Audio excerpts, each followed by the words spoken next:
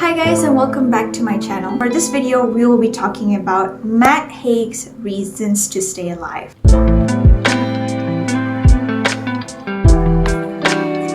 Initially, I wanted to do this book a bit later, but then I got really swamped this month and I still haven't done my book challenges yet. There are two challenges that I'm trying to do consistently, which is the TBNT challenge as well as the Booktube Malaysia challenges. So I decided to combine these two bookish challenges into one book. TBNT for March is where I have to read books regarding mental illness, and the theme for Booktube Malaysia's Konten Bertema is membina kekuatan, or building strength. I'm so bad at translation, but I think you get what I mean. So I chose Reasons to Stay Alive by Matt Haig for these two challenges because I am super swamped. I have a lot of the books in my list for March alone that I haven't finished yet. I have been poly reading and it doesn't work out so well. It turns out I'm just really bad at it. So I've decided to combine this to make my life a lot easier. So Reasons to Stay Alive is a book written by Matt Haig, which is his personal account in bouts of depression, how he started feeling it, and then what he experienced and how he overcame it. And you guys must be wondering, is this a self-help book?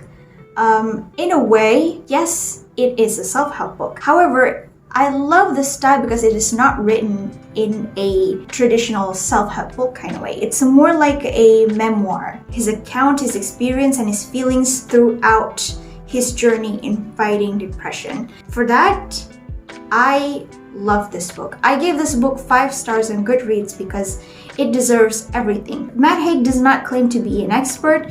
What he is simply writing about is just his own personal experience, but he also did do some citations at the end of the book that you can see that it's not just empty thoughts. He did some work about it. He does his own research.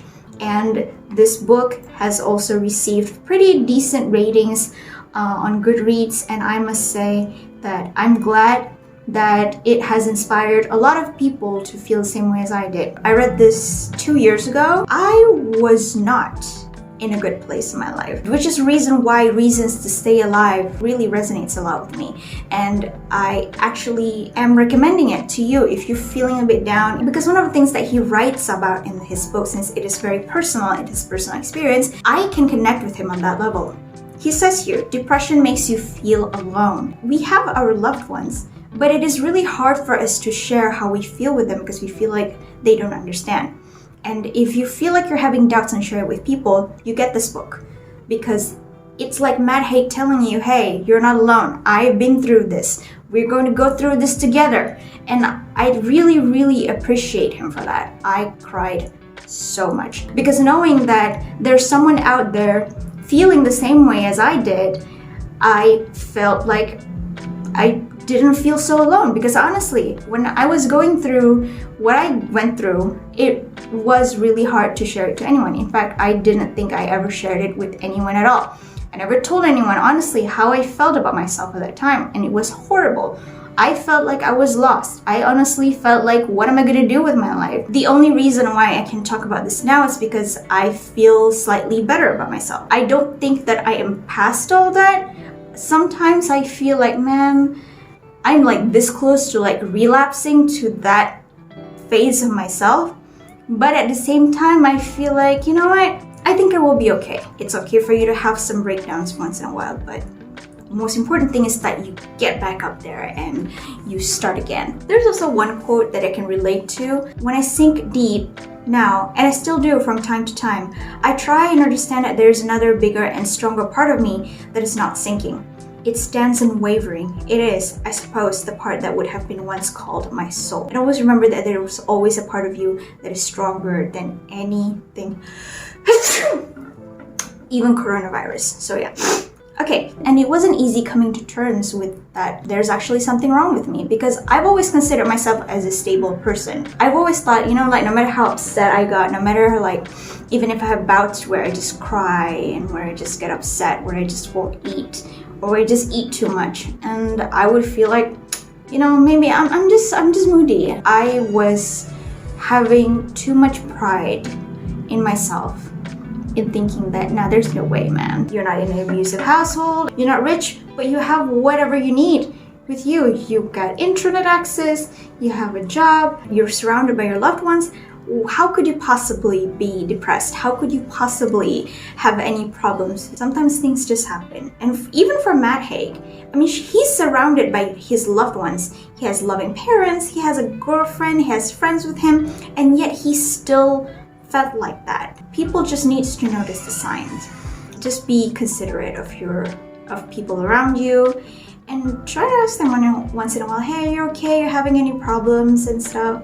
Like, the moment for me, and it also got me to become more caring towards my friends. Like, if I saw them, any hints of them like not being okay on social media, I'll just immediately reach out to them, hey, are you okay? Do you need to talk? Because it helps. It really does. And I guess the problem with me back then is that I never really actually said to anyone that, hey, I'm not okay. I try to pretend like everything's okay with me, even when I'm not eating, even when I eat too much, even when I was like on a crying spree. I just cannot. I don't want to spoil the whole thing for you. This is a self-help book for people who don't like self-help books. If you feel like you need help, if you feel like you're having bouts of depression, or you have a friend that is like having bouts of depression, maybe that friend sometimes they don't like to feel like they're being patronized, give them the book. It's actually a very short read. I finished it in one sitting,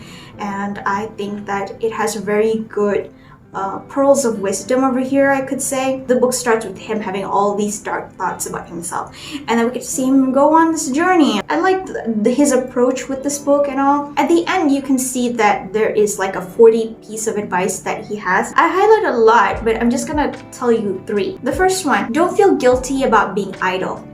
More harm is probably done to the world through work than idleness. But perfect your idleness. Make it mindful. It means like even when you are not doing anything at the moment, don't just simply not do anything. Think about all the good things that you have done. Think of all the beautiful things that you have achieved in this world, no matter how small. It helps to make you feel better and put you on a positive mindset, because I have some friends that are, I must say, a little bit too pessimistic for my taste sometimes. I'm trying to be optimistic here. Just help me a little bit, bro. That is something that I probably have to have a conversation with my friends some other time. Moving on to point number 2. Wherever you are at any moment, try and find something beautiful. A face, a line out of a poem, a cloud out of a window, some graffiti, a wind farm. Beauty cleanse the mind. I remember when we were kids, how we used to love seeing the little water droplets race in the car window. It might be lame because these days we're just too cool for raindrops. Everything is about iPhones and iPads, but still. Sometimes it's great to just like clear your mind, just put away your phones for a while, just look at the sky, look at the shape of the cloud, smell the grass, and just look at water droplets. Sometimes you have to just empty your mind a little bit and just enjoy nature. Just be zen about everything. Meditate. It doesn't even have to be meditation. You just lay on the grass, look at the sky, look at the plains or whatever, and just enjoy and breathe. Listen to some good music. I would rather suggest like some acoustic stuff. I think those kind of moments are better to enjoy with musics without vocals, so that you can focus on the shape of whatever it is, the shape of nature in such ways. I don't know if I'm making any sense. I hope I do. Let's go to the third and last point. Do not watch TV aimlessly. TV can be anything. Do not watch any media aimlessly. Do not go on social media aimlessly. Always be aware of what you're doing and why you're doing it. Don't value media less. Value it more. Then you will watch it less. Unchecked distractions will lead you to distractions. When you're watching media, any form of media at all, always think of like how it's going to affect you or enrich you. Because the media that you choose to consume will ultimately becomes a part of you, becomes part of your mindset, becomes a part of your culture, your personal culture. I have friends who read a lot of educational stuff, and some of them happens to be very pretentious, but some of them also reads a lot of stuff, but they balance it out with a lot of fiction and everything. So they are still very intellectual, but they're not in a pretentious kind of way. And then you have this friend who just doesn't read and watch stupid TikToks all day. And honestly, yeah, it kind of bothers me. I mean, TikTok has a lot of good things, but 80% of the stuff in there are just, sorry, but they're trash. If you're a TikTok fan, I'm sorry, I'm not a fan of that platform. If one day maybe it evolves into something better, maybe I would install it. But for now, I'm always mindful of the media that I'm consuming.